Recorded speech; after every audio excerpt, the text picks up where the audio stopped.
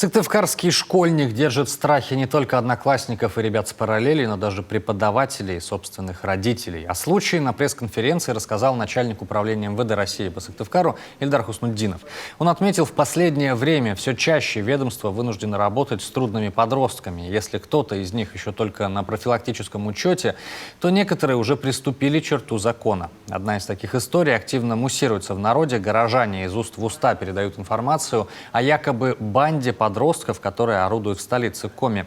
При этом полиция с ними ничего поделать не может. Как выяснилось, никакой банды на самом деле нет.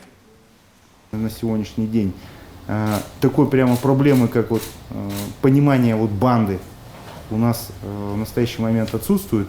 Принцип нашей работы — это не укрытие преступлений. И в настоящий момент, если бы что-то происходило на самом деле в городе Сыктывкаре, что-то такое из рук выходящее, то есть что-то такое серьезное, то на самом деле это бы знали об этом все.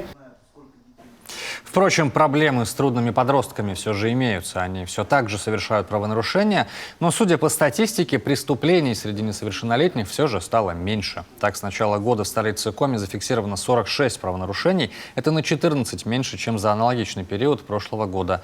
Однако в этом году 12 подростков даже пришлось помещать в следственный изолятор. А это, заметим, крайняя мера.